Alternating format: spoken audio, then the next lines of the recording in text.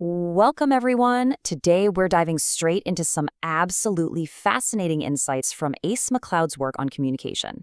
In this explainer, we're going to unpack how his research shows we can take our everyday, run-of-the-mill conversations and transform them into genuine, meaningful connections. And honestly, whether you're talking to a friend, your family, or a coworker, these principles apply across the board.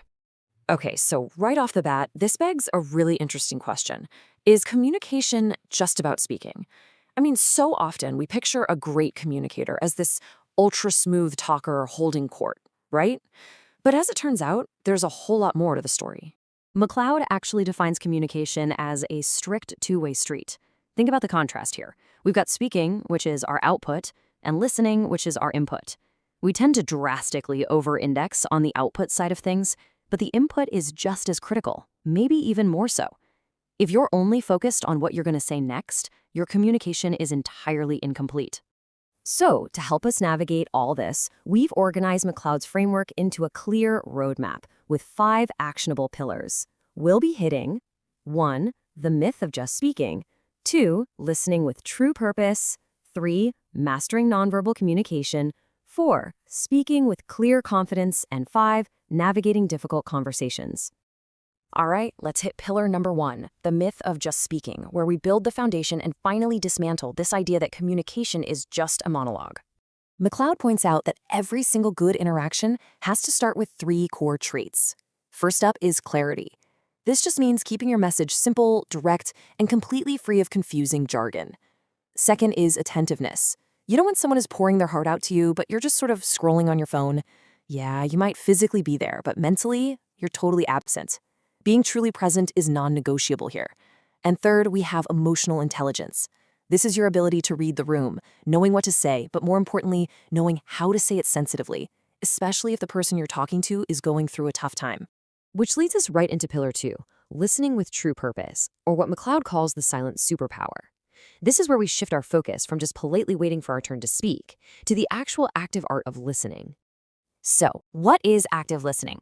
It's all about absorbing the words, the emotions, and the intentions without constantly planning your next reply. How common is it that we listen just to jump in the split second the other person takes a breath? True listening requires real, genuine curiosity. You're not just listening with your ears, you're listening with your heart. You're paying attention to those unsaid emotions, the hopes, and the insecurities hiding just beneath their words. The difference between passive and active listening is honestly night and day. Passive listening is basically planning replies, judging, and instantly jumping in to give advice. Or, let's be real, nodding thoughtfully while mentally planning your grocery list. Active listening, on the flip side, embraces silence, observes body language, and uses this brilliant tool: paraphrasing. Paraphrasing is just repeating back what you heard, but in your own words. So saying something like, okay, it sounds like you feel people aren't recognizing your hard work. That simple little act proves you understand them and builds immediate trust. Now, let's move to pillar 3, mastering nonverbal communication, the unspoken truths. We really need to turn our attention to the staggering impact of the silent signals our bodies send. Check this out, over 50%. I literally cannot emphasize this surprising number enough. More than half of all our communication is done entirely through our body language before a single word even leaves our lips. That is wild. It's fascinating to break down these distinct physical cues because we really need to actively manage them. Your posture, for instance, an open chest and pulled back shoulders screams confidence, while crossed arms scream defensiveness. Eye contact builds trust, sure, but it has to be balanced so it's not some uncomfortable, intense stare. Your gestures bring your words to life. Touch is highly contextual but powerful. And even silence and strategic pauses speak volumes. They emphasize your points without you ever having to raise your voice. Imagine someone crossing their arms, deepening their frown, and deadpanning, "I'm so happy for you." Is anyone going to believe that? No way, right? Unless they've got their eyes closed. People will always believe your body language over your words. The real magic happens when your body and your words are working together as a perfectly unified team. And that naturally builds right into pillar 4, speaking with clear confidence, dropping the facade. This is where we finally tackle how to deliver our spoken words with actual undeniable impact. The crucial paradigm shift here is that true confidence isn't about being loud. Assertiveness simply means speaking clearly and respectfully, You absolutely don't need to be aggressive, and you definitely don't need to dominate the room. You just need to believe in what you're saying and deliver it authentically. To actually do this, McLeod offers some super practical tips. First, we've got to eliminate those filler words like and like.